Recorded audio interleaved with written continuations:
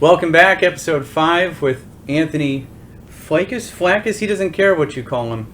And tell us what you play in, or who you play for. So yeah, I play in a couple projects in town. I've been doing so notoriously since I was in high school, and it's my only ability. So, no, seriously, I have been in a lot of bands since high school, but recently the projects I'm most heavily involved in is couple metal bands. One of them is called Witherfang. It's more of like a 80s, 70s throwback kind of cult rock vibe. Another one is Live and Obey, and that one is more of a metalcore heavy, get the room moving type of band. Mm-hmm. And the other project I'm mostly involved in is Crum. He's a hip hop artist, and that one's a lot of fun because I get to just go up and play whatever the heck I want on the guitar, and it's a great time. I also do drums in a indie band called Midwest Coastal. That's a lot of fun. Yeah, we kind of tooted your horn in the past couple podcasts, especially the one with Devin and Eddie. And we all know that you've played different instruments. You play guitar, you play drums. Do you play anything else? I used to be in a synth pop band called Skyloft, and I wrote and composed a lot of that on the piano. Piano? Yeah. I'm not like an amazing piano player. I just have kind of learned little gimmicky things to make it sound like I'm good or make it sound like I know what I'm doing. But it's very basic and very... You can get by. Yeah, I can get by. Yeah, and if you're just about whatever song on the radio, sure, I could play it, But if we're getting into complicated pieces and sight reading, and I'm going to be lost. Can you read music? Yeah, I can read it. It just takes me a little bit. Because it's not something that I've needed to build a fluency up for. Sure. With the way bands work, it's very by ear, by sight, very. I'm gonna watch you play it rather than I'm gonna need a transcription of all the notes. And everything. Definitely. And I think the reason that is definitely because of YouTube. I mean, you watch people play covers, or you watch people play live playthroughs, and you can pick up on it easily. Whereas in the 70s and 80s. You might have had VHS, and the sound quality wasn't great. So right, and there was, for as long as music has been around, most of the time, people have been playing instruments. There hasn't been recording technology, and there hasn't been Dropbox where I can upload a song and send it to you, or upload a video. It wasn't too long ago where, in order to learn a song, you all had to be in the exact same room at the exact same time. Or you needed to be able to, sight read, sheet music, Yeah, and nowadays you see bands, I guess, all over the place. For example, Earthgroans. I just found this out a couple weeks ago that Jeremy's still in South Dakota. The drummer Brady is in Omaha, and then they got 2 people down in Tennessee, and those guys still collab very good, and they work efficient. One of the most hardworking bands in the area, so right. It's great to see those guys, I guess, being that good, even being separated. They don't have to. And yeah, and not to take away from any of the guys because they're all extremely talented, but bands like that and most bands these days operate the best with like a figurehead. For Earthgroans, Jeremy is the figurehead. He'll write stuff and say this is what we're doing, send it out, and as far as I know, everybody contributes still. It's not like you're my work slaves and you gotta, but that's how all the bands that I've been in have worked so far. You get a guy with an idea and you say, hey, drive the train and we'll contribute. But every organization, so to speak, needs a figurehead or a leader. Sure. Otherwise, there's no distinct goal. It's kind of like the Plot and You with Landon. Yeah. He exactly. He used to have studio updates where he would basically, if you don't know who the Plot and You is, I used to watch our studio updates back in 2012, 2013, and it would be Landon doing the vocals. He'd write a very basic guitar, drums to it. He would send it to his drummer and guitarist, and then they would adapt and play whatever they wanted over it. And that's kind of how they built off each other. So at that point in time, they didn't necessarily need to be in the same room to do everything. So, and that's just another testament to the accessibility of recording technology. Anybody who has a little bit of discipline to save some cash can make a budget home studio and off to the races with writing demos and recording and stuff. So I wouldn't have written half the songs if it wasn't for, recording technology and music being so accessible like it is. What do you use at home? So yeah, at home I just have a simple little computer set up. There's only a few basic things that you need really to write and record your own music. You need like a... Pay attention. Yeah, for sure.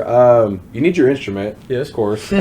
Some people don't, depending on the music you play. But I'll get into that later. Eddie was talking about that. He was trying to make chill step. Yeah. With this dubstep, and I just assumed chill step is the other, right, the opposite spectrum. For sure. So yeah, basically the setup that you need is you need a computer that's got good memory on it. You need a recording software, whether that be Pro Tools. I use Studio One, Logic, Cubase, Reaper. You remember when Fruity Loops used to be? Yeah, Fruity Loops. Yeah, I'm sure that's. I'm sure some people are still on that. You know, like once you learn what you like and you're efficient with it, who cares what you use? You know, if it sounds good, it is good. Right. I don't care if you've got the most expensive version of Pro Tools or if you've got the free version of Reaper. If you're writing good stuff, you're writing good stuff, and that's all that should matter to anybody that wants to write and record music. Is if it sounds good, it is. So yeah, you need your computer, you need your recording software, you need an audio interface so you can plug in your instrument and then plug that into the computer. You need a way to translate. Right.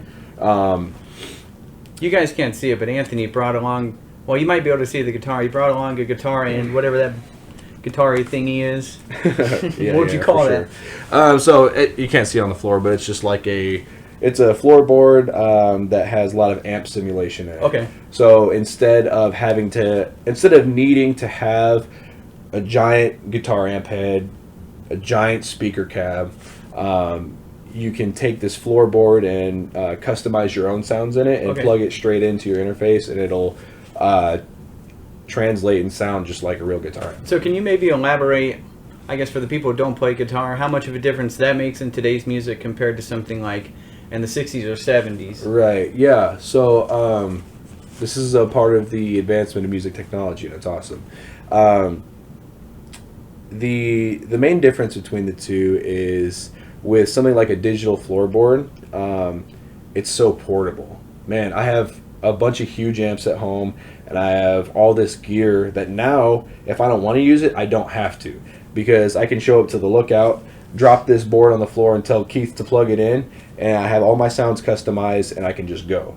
Whereas a couple years ago, I would need to break my back loading in my huge speaker cab, loading in my huge amp head, taking all this time to set up on stage, and I just don't have to do that anymore because it's so portable and it sounds great. When these floorboards first started coming out, they sounded like crap, and they garnered a really bad reputation because the technology just wasn't quite there yet to where it sounds like a real guitar amp. It was close, but it was still like, it didn't satisfy like the guitar tone elitists. Gotcha. You know what I mean? But now that the technology has gotten so good, it's almost completely indistinguishable. And how long ago do you think those floorboards came out? I guess the ones you're mentioning. Right. So the floorboards first started coming out, man. Line 6 was kind of the pioneers of getting out the first kind of floorboards going on with the pods, little tiny bean-shaped things that you could put on your desk. That had to be 15 years ago, probably. Because I remember when I had one 10 years ago and in high school. And I remember when I had one thinking that it was still a few years before then that they started to get released, you know, so probably about 15 years or maybe even 20. I doubt it was that long ago, though. But, yeah. But it's still crazy to see the development of, I guess, technology back in 2004 compared to 2019. Yeah, insane. You would not have ever believed it if you had a guitar player in the 60s and you said, one day you won't need an amp and all your sounds and your pedals and everything will be adjusted and configured into this tiny little box on the floor. You know, they wouldn't have believed Yeah, you. it would have been mind blown. Yeah. Yeah, the reason I kind of brought up, I guess, writing or I guess reading music is some of the greatest guitarists ever don't know how to read music. And I guess I've watched tons of interviews with Jimi Hendrix. I love Jimi Hendrix. No idea how to read music. Yeah. It's not essential anymore. It's almost like cursive to people nowadays. Exactly. They don't teach it. And he also played his guitar wrong. You know, he played it upside down, and the strings. You want to show on the guitar? So yeah, like Jimmy, he had his. Sorry, dog. So he played left-handed, but he would play it like to where the guitar strings were configured as though he was playing it right-handed. Really? Yeah. So he would have to learn all of his shapes and everything backwards, and it was just like. Yeah, I don't know if he did that out of ignorance or because he wanted to be cool. Wow. But I had no idea. Yeah. I'm tempted to go back and watch some of his footage. Yeah. I mean, that guy he's obviously a legend. Everybody knows who Jimi Hendrix is, and if you don't, what are you doing? Like, just go. If you don't know who Jimi Hendrix is, you probably haven't been alive for more than 5, 6, 7 years. You know. I mean, you ever play Guitar Hero 2? He's the black dude with the afro, and he floats. You know, he goes cross-legged and like floats in the air when he plays guitar. That's Jimi Hendrix. Yeah. But how about we start playing this game? Let's do it, man. Anthony is a big fan of Bastille, whatever. How would you pronounce it? Bastille, my friend. Bastille. It's technically, because it's a French word, pronounced Bastille. Bastille. But it's an English band, and so they pronounce things in an English manner. Okay. And they look at the word as it's spelled and say Bastille, because that's what it looks like. Can I call them Bastille? Sure, man. Okay, so the way the game's going to work, I have 6 trivia questions. There are 6 White Claws. If you know Anthony, you know he loves White Claw. And we got one of his favorite flavors, raspberry. So the way this works, I'm going to ask him a question. If he gets it right, I'm trying to think of this game on the spot. What should be your consequence if you get one wrong? You are an avid fan. You have a tattoo on your arm. Maybe I have to pour out a White Claw. Oh, that's my money. Okay, how about this? If you get 2 wrong, if you get 2 of these wrong, 2 out of 6, you have to plug my podcast at your next show. Okay, cool. Yeah. And if you get all 6 right, obviously you get all 6 White Claws. But if you get 2 wrong, which I'm going to be pretty disappointed. Yeah, I would be too. And you've already alluded. Already alluded to one of them. Why don't you open that up? Okay. Every one you get right, you just hold on to it. And you can start drinking it. I don't give a shit. Okay, cool. First question: where's the band from? London, the UK. There's one. Hell yeah! Should I crack it open? Yeah, crack it open. Awesome. Do what you gotta do. Alrighty. I mean, it pays to be on this podcast. I mean, how about this? So, a couple weeks ago when I recorded with Eddie and Devin, I already had this planned. So at the end of the podcast, I said, "Hey, Anthony, I'm gonna have White Claws waiting for you." Yes. Are they refreshing? It's just like, because it's free and because it's in such a comfortable setting. We're not in a loud bar. There's not raging metal music blasting you in the head. It's smooth. Serenity is how I would describe this right now. Serenity. If you were to give an ad for White Claw right now, what do you think you'd say? No laws. Just one word. Hey, how about advertising nowadays? If you see it on YouTube, some of them will do silent commercials, and what it does is it makes you look at the ad. Yeah. Smart. It's brilliant. I'm like, where's the sound? I'm still watching this. Yeah. What's going on? What is smart? Okay, number 2. What is Bastille named after or referring to? There's a couple right answers to this question. Well, I only have one right answer. Okay. The band was called Bastille because it was the shared birthday of the vocalist Dan Smith. It's also a French holiday. It's the day of French independence on July 16th? Close. 14th. 14th. Yeah. All right, take another one. Okay. Take another one. Okay, cool, I'm going to give that one to you. you. Yeah. Nice. So, Bastille, I'm never going to pronounce this right, was a prison I found out this was a prison in Paris, France, that got raided on July 14th of 1789. Yes. So 230 years ago. Yes. Wow. Awesome. All right, this one I think you're going to struggle with. Name the members of the band. Dan Smith. Oh, we're going last names too. I printed out last names. Yeah. Kyle Simmons. Will Farquharson, and Woody. I don't know the last name. I do know the last name. Woody. I can't remember. If you can tell me what instrument he plays. He's the drummer. Okay, he's the drummer. Chris. Yeah. Chris. The first one. Chris Woody. Yeah. Take another. Hey, 3 for 3. Now, how about this? I found a fun fact about this band. There is a listed touring member that's not officially in the band. What is their name? The gentleman's name is Charlie Barnes. Damn it. Take another one. Damn it. All right, this is where I think you're going to stumble. Okay. I forgot the name of this song because I printed this out a couple times. But you're going to fill in the missing lyrics. Okay. I think the song's like Doomsday, some shit like that. Okay. Okay, I'm going to read off the lyrics. I'm going to stop. And where I stop, you got to fill in the lyric. Ready? Okay. There must be something in the Kool-Aid. Cruising through the doom days. God knows what is real. And what is fake? Last couple of years have been a mad trip, but... Last couple years have been a mad trip. How'd you look so perfect? You must have some portraits in the... Attic. Why? Another one. Oh my god. I'm killing it! 5 for 5. 5 for 5. I told him, I said, if you have a tattoo on your arm and you don't know like everything about the band, that's the most disappointing thing. Yeah, for sure. All right.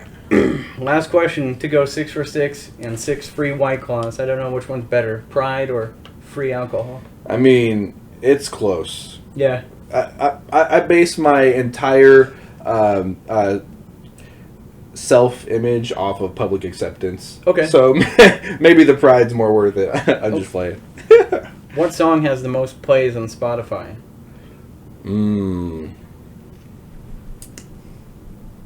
Happier? Was it right? Yes! Damn it. So I had no idea what songs they ever played. I literally have never listened to them. I guess I've listened to them. I didn't know it was them. They have that song, Pompeii.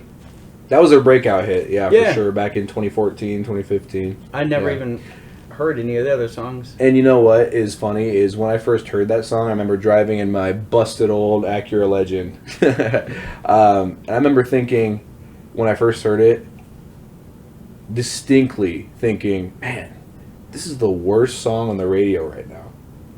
And now it's changed. And like 2 or 3 weeks later, maybe because I just heard it so much, a switch flipped, and I was like, why do I like this right now? Yeah. And I just went and delved into the album later on that day and fell in love. It was awesome. Have you ever had any other songs grow on that like you?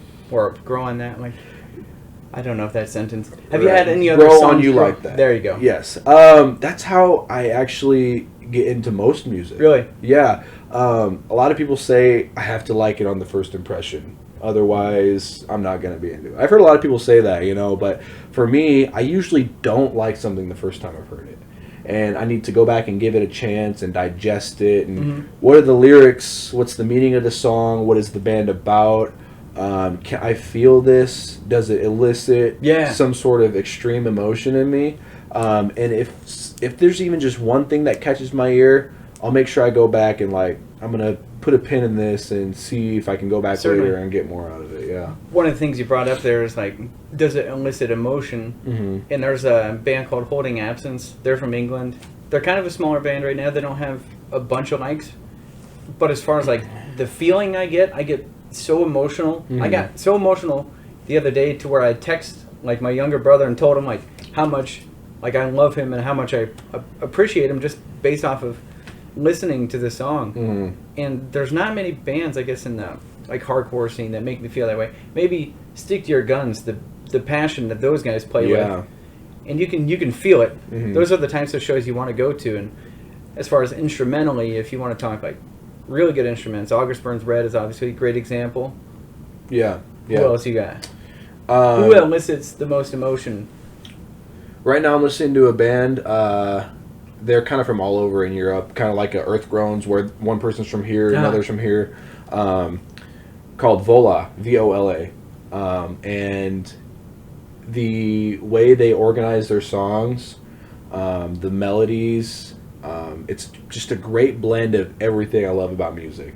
There's aggression, there's peace, there is deep thought and reflection, and for the most part, it's heavy music, but not in the sense where there's like breakdowns and violence. You know, it's heavy in the spirit of it, you know, and it's heavy in the delivery. And I really like how melodic it is, without being cheesy melodic. Sure. You know, so Vola is a really good one that I'm jamming these days. I really like the new Northlane record. Yeah. That one took a while to grow on me. Same. Because I listened to a couple of the singles and I was like, I'm not really feeling this. Like Talking Heads. And... Yeah, exactly. That's exactly the song I was thinking of. But whenever I hear something new, like I said earlier, I always make sure I really give it a fair chance, regardless of my first impression. You know, I always go back and make sure, do I actually not like this, or was I slightly influenced by public perception that I shouldn't like it? And I'll go out and figure out for myself, and I figured out that I really like the new Northlane record. That's almost the cool thing about finding bands before other people. You don't have a preconceived notion of, yeah, the guitar sucks in this, like sucks in this area, and the drums could have been better here. And it's like, just let me give it a fair shot. Let me indulge in it. There's CDs that I have in my car to where there's a couple things I want to hit on this point. There's a couple CDs in my car where I think to myself, has anybody else in a Subaru ever listened to this song? Right, like the band Adalia. I don't think anybody has ever listened to the band Adalia in a 2017 Subaru. Maybe not, man. Maybe it's just not. Such a weird thought to me, but at the same time, I get that experience to where I get to listen to them by myself, no judgment. Nobody's gonna be like, oh, I don't like the way that was mixed. Yeah, and those are semantics and details that hardly matter. You know, there's a difference between a production that could be just a little better and a production that sounds like it was recorded with a potato. Yeah. You know what I mean? Like those kind of records are probably going to be pretty difficult for me to listen to. Yeah. But I'm not going to trip if the hi-hat is 2 decibels quieter than it needs to be, or if there's like a guitar lead that's maybe a tiny bit too loud in this section. You know, like that's just stuff for elitists, and that's too much energy for me to blow. Well, shit, if you want to talk like precision, Periphery is, if you ever watch any of their studio vlogs or studio updates, not only their bassist does most of the mixing and mastering, he takes... Ex-bassist now. Ex-bassist. Oh, he actually quit the band? Yeah, he's not in the band anymore as far as touring. He might be writing and recording still, but he's definitely not on the road with them. Yep, I remember hearing that. The amount of detail he puts in, I've watched videos where he is... Matt Halburn will track the drums, and he will mix them to where if he hits it twice, the second hit has less power and punch than the first one. Yeah. So imagine going through 12 or 13 songs off a whole album and mixing that to where you're touching every single hit, and you are paying attention to the velocity of everything. Yeah, it is amazing. The ear that guy has. Do you want a claw, by the way? Nope. Okay. I'm trying to go a month sober right now. Awesome. Good for you, man. That's good. And that's why I've lost some weight. Good. That's awesome. Down to 170. Not to get back off of music, but let's get back on music. Yes. And maybe you can play your guitar here. Are there any riffs off the Northlane album that are kind of difficult or that you appreciate more than others? A lot of those riffs are really awesome. They're not I'm not able to play them on this guitar because they're using 7 and 8 strings. Okay. One of the two. And this is a 6 string. Yeah, there's lots of really good riffs on that record, and I think they do a great job of blending the technical and the groovy. You know, some bands are one way or the other, but they'll start a song with something that's like insane, like for an intro, and then the rest of it is just like a really good chorus and a super tight groove in the bridge. You know, so yeah, there's a lot of good albums on that record. Just to kind of close out, you mentioning that, but, Gotcha. yeah, I couldn't play any of those. What on is the something guitar. you would like to play? So yeah, I don't know, like just throughout the years, like there's several influences that I picked up. If can you remember like any first bands that got you into Oh yeah, music? Like throw me out something. my first two, I guess, hardcore bands, or I guess that type of band. I can remember walking down a street in Council Bluffs, walking back from high school. I had my brother's iPod, and Chiodos and Devil Wears Prada. Those were the first two bands. And for those to be your first two bands, you got Craig Owens, who's kind of like a high singer, and then you got Mike Ronica, like opposite spectrums, but in the same, I guess, scene. And the first album I ever listened to, obviously, was Roots Above and Branches Below, and that's going to stick with me until the day I die. It's going to be one of my favorite albums of all time. And then Bone Palace Ballet is the Chiodos album. That's awesome. So yeah, now that you mention Devil Wears Prada, the first time I heard them was in like 7th or 8th grade, and I was in science class with one of my friends I sat next to. And you know how you try to sneak and get one headphone in the ear. Well, you got the hair. You got the hair to like, yeah. And I had a huge fro back then too, so it definitely worked. But I remember listening to Prada for the first time. It was their song "Dogs Can Grow Beards All Over" or whatever. And I was listening to that, and I was like, "Oh my god, I've never heard anything like this." I have a good memory about that. I was in an art class in 9th grade, and this kid named Christian, your typical emo kid, he had his hair all straightened and to the side and wore like tight band shirts and black jeans. In our art class, we used to be able to play one song. Everybody got to play a song during the art class, so everybody's playing casual stuff and country and pop. What does he pick?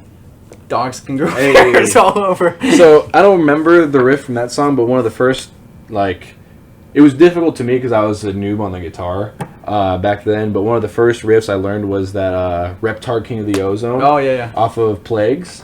So that one kind of goes like.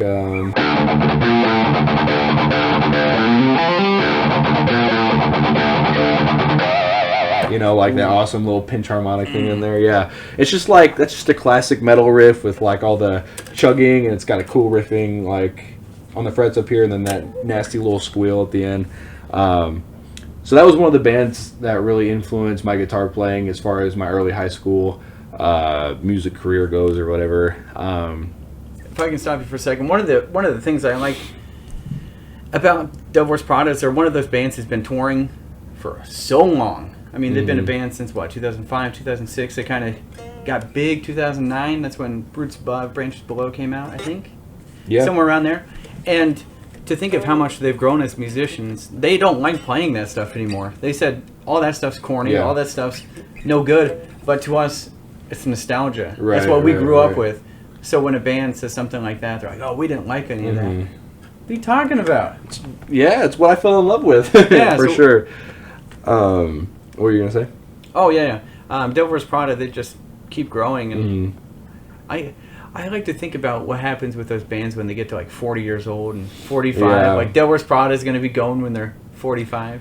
You would hope. Yeah, one would hope. But a lot of the riffs that I picked up, and a lot of the reason I was inspired to play the guitar in the first place, like probably thousands of other people, was excuse me real quick. That claw's getting me. White Claw burst. Yeah. Probably like thousands of other people, what has inspired me to pick my instrument up was freaking Guitar Hero. Oh, and so I have a lot of Guitar Hero riffs, man. Like Coheed and Cambria, for instance. That riff, "Welcome Home." Let's see. You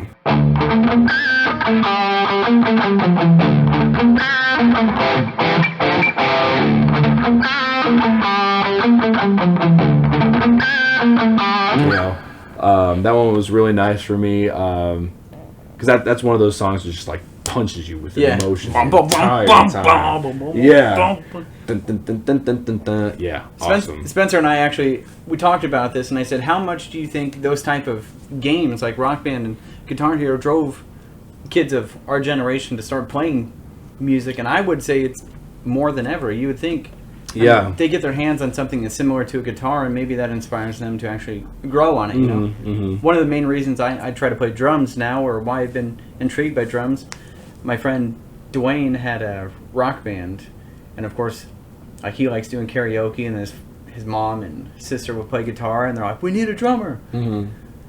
I'll play. Yeah. So I got pretty decent at Rock Band drums, and then my friend Jeff, he's been playing drums, and I've been friends with him since I was like 15 or so. Mm-hmm. So basically every day, I'm around drums.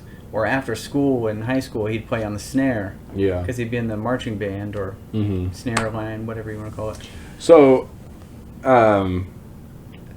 were talking about Guitar Hero influencing us and everything. The very first time, I remember it very distinctly, that I can ever remember having an inkling of wanting to play music was, I had to be early middle school, even maybe late elementary school.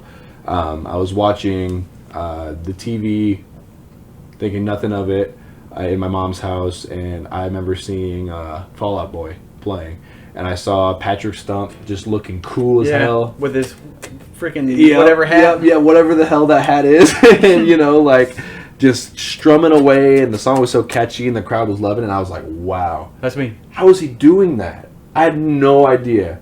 Like my knowledge of music and the guitar was so ignorant back then that I thought you could play every string and somehow single note melodies would come out. I didn't know that you needed to hit like single note. I thought you would just go in there the whole time and notes were coming out or whatever. Some kind of voodoo magic shit. Yeah, I had no idea how it worked, but I saw them playing that Sugar We're Going Down lick, that little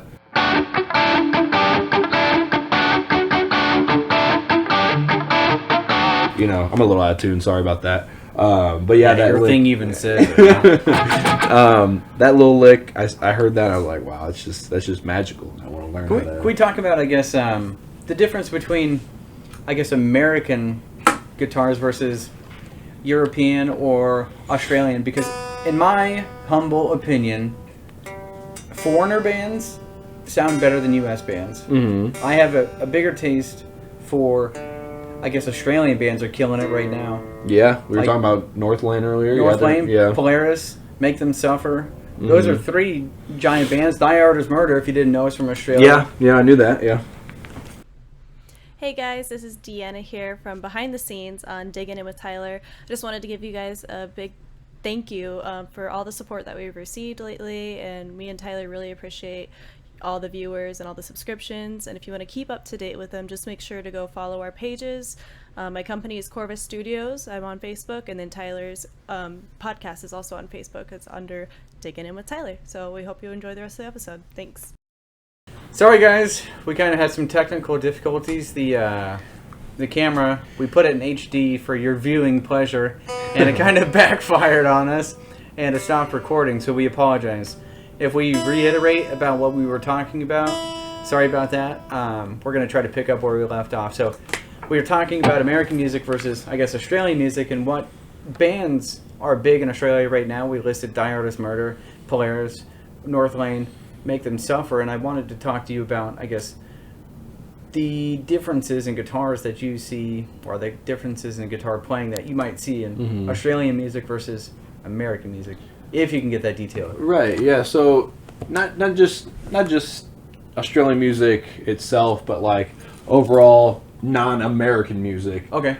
You know what I mean? Like there's a couple different hotbeds across the world for places like metal music. You named Australia as one of them. Sweden is another one. Just all sorts of amazing black metal bands. Just overall, the metal culture there is so rich and insane. It seems like every band that comes out of Sweden or in the general vicinity is amazing. Sure. So they focus more on like the extreme types of metal. Like I mentioned, black metal coming from Sweden. You have the deathcore stuff, like Die Art out of Australia. And I think it's just a geographically cultural thing. In America, probably the biggest style of metal that we have is metalcore, just straight up metalcore stuff, you know. There's this other subgenres, there's hardcore, there's deathcore. I mean, all music is everywhere, but there's a big cultural emphasis depending on where you're at in the world, and it doesn't have so much to do with the gear like you kind of illustrated earlier, yeah. But rather what's going on around. Okay. The gear is like, as far as these world bands goes, I do see more custom gear. So instead of someone having a Fender or a Gibson, they'll have something made by like a custom shop. Sure. You know, that is specific to the region or local to wherever they're at. And that just gives you better craftsmanship because there's human detail paid attention to at every single step of the way rather than mass production machines pumping everything out. Right. Alex Sloan and I, we talked about that, and he had Charm City drums, which was two guys doing it out of the basement, from what it sounded like. But he loves the sound of those drums because it did take that time and detail and effort, rather than, like you said, a machine making it. Or even, even for example, you have like ride cymbals. You have, God, I can't think of hand beaten cymbals compared to machines doing them. And those sound so much better, in my opinion. Right, and it's no hate to people that don't have custom gear. You know, I don't have any custom guitars right now, and I don't have the fanciest anything really. You know, goes back to what I was saying earlier. If it sounds good, it is good. And the only people that give two craps about how you did it are other musicians. And they're not going to be your main fan base anyways. Right. The people out in the crowd that you are there to put on a show for and appease are not going to give two craps if you're using a Fender or a Gibson or a 6505 over a 6505 Plus or a Pearl or a Tama. You know, people just don't care, and I think gearheads just kind of need to let it go. Yeah. I mean, I used to be able to tell you, I don't care too much anymore, but I used to be able to tell you, like, Adam Gray, he's sponsored by this brand, and Mac Reiner, he's sponsored by this brand. Truth was a big brand back then, yeah. Huge. And I guess if we want to talk about Adam Gray and Mac Reiner, and then the band called This or the Apocalypse, Grant McFarland, all those guys came out of the same exact area in Pennsylvania. Pennsylvania bands, yeah. And at that time, all of them, I guess, were August Burns Red's obviously number one out of that, and Texas in July, and This or the Apocalypse. And I happened to stumble upon those guys all at the same time. I think I knew of August Burns Red. I found Texas in July because one of my old hobbies used to be just going through YouTube. You watch one music video, watch another one, watch another one, watch another one. And then when you started at ABR, you ended at Taylor Swift. Yeah. Just the rabbit hole of YouTube you go down. It's like, okay. that's how I found a lot of bands, and I have to credit Dustin Belt. There was one time in my house he was playing Soul Keeper, the band Soul Keeper, and that somehow got to Polaris from Australia, and that's how I guess found out about them. So it's one of those things where when you go down the rabbit hole, when you go down the rabbit hole, you can find, I guess, great things. And it for me, it's not like I don't enjoy new music discovery. It just takes me a long time because when I find a band I like, I take so much time to ingest it that by the time I find my next favorite thing, it was already everyone's favorite thing 6 months ago. Yeah, there's something about having that feeling before everybody else. Like, I've referenced this in a podcast before, but it's like my brother and I, we would one-up each other. So when I would find somebody on YouTube, he would be like, well, this band's better. So like at the Skylines, he found them when I found Texas in July. And then he'd find another band, and we'd keep comparing. And I'm like, no, your band sucks, my band's better. And that's how we build up like our genre and how we build up our library of music. Like, for example, right now, Spotify kind of changed their settings where you can't download a whole album. You have to literally pick a song and press download. Yeah. It's so annoying. Right now I'm up to 4,092 songs. Holy smokes. And it's not all just one genre. Yeah. It's all over the place. Besides country. Fuck country. I think I would mostly agree with you on that sentiment. But if I'm going to be 100% honest, I think in every genre there is something for everybody. And I think maybe you just haven't discovered it yet. Okay. Because I thought that I hated country unequivocally until I went to a music festival, Sunshine, way back then, when that was You're around. bringing up a good point. Yeah. I'm going to build off this, so keep going. And I saw, fun local music fact, I was filling in on bass guitar for a metalcore band called At War with Giants. Never heard of Anyone them? remembers? Yeah, we played like a dinky little slot at Sunshine like years and years ago, so that's why I was up there. Anyways, I was just perusing the stages, and I saw this this country band called Hope Country, and there was nothing else going on, so I was like, sure, I'll check it out. And it was like I decided, like, cognitive. What's up? You said they're here. Oh, okay. We're gonna keep going. Fuck 'em. Let them sit outside. I decided cognitively to open my mind and say, I'm going to let go of all predisposition. I'm going to let go of what I feel like I should like, and just let it have whatever impact on me that it has. And I liked it, and I'm still listening to the record I bought all those years ago today, you know. So that opened my mind and showed me that, hey, maybe there is something for me in every genre, even if I never thought I would like anything in that genre. Certainly. And there's something to say about going to live music compared to hearing it on the radio. So, for example, you want to talk about a conflict of interest? Come here, kitty. One of my exes, she loves country music, and her whole family loves country music, and then here I am, and I love heavy music. Mm-hmm. I got conned into going to Garth Brooks. Garth Brooks, fucking legend. Dude, I bet you he kicks ass. He does. I bet you he does, dude.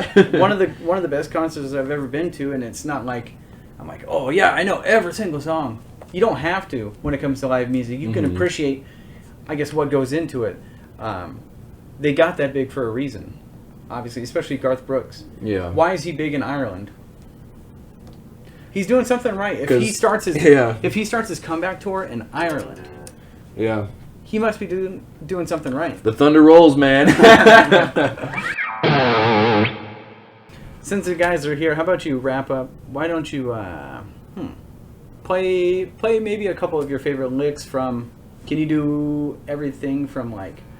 Can you do something from J. Crum? I guess that's kind of freestyle, isn't it? Yeah, J. Crumb's a little more freestyle. He's got a lick in one of his songs called Monster. That's pretty cool. So let me see. Everything's on. Looks all Everything it's all on. good. Yeah. So that lick is pretty cool. It goes.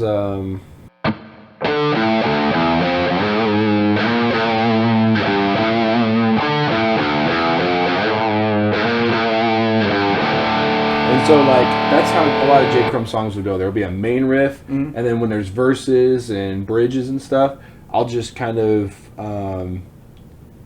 tune in to what I feel like is going on inside and kind of just let it come out as I feel it, you know. And he gives me that freedom because he trusts me on the guitar, and that's amazing to me because that's when I have the most fun. So, yeah. Do you ever, not necessarily have writer's block, but when you're just jamming on the guitar, is there ever a riff you always come back to? Yeah, there's like a certain lick. It's not necessarily a riff. Okay. If I'm ever bored, there'll be like certain solos that I play from certain bands or licks that I've written myself. Let's see, like I always do this. Because I have some on the drums. Whenever I get done playing, it's almost like I have to end it, and it's just practicing limb independency. So I'll be like opposite, and I'll be China, Tom, and then I go Tom, snare. So it'll just be like everything all over the place, and so, always come back to it. There's like a few filler riffs. Okay. Because a lot of freestyle guitar playing is probably 80% riffs that you got in the bag and 20% true improv. Okay. And you're just weaving the gaps together. So a gap weaver type riff, depending on the key of the song, is like just a really pretty type of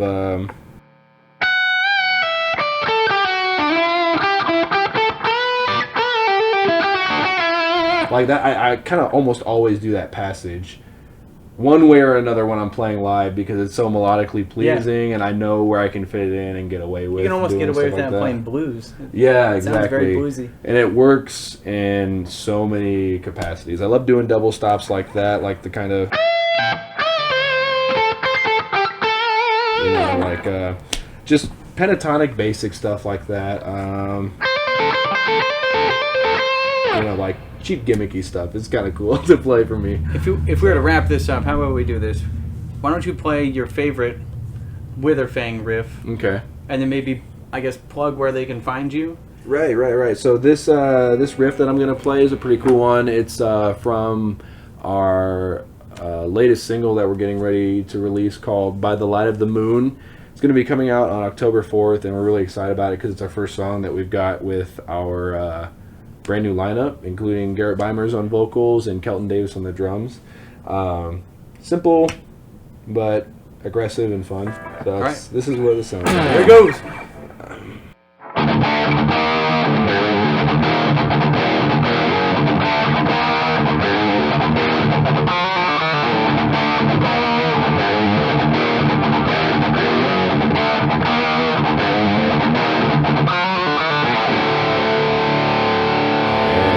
Yeah, that's the main riff of that song. I love the solo. I love the bridge. It's just a lot of fun to play.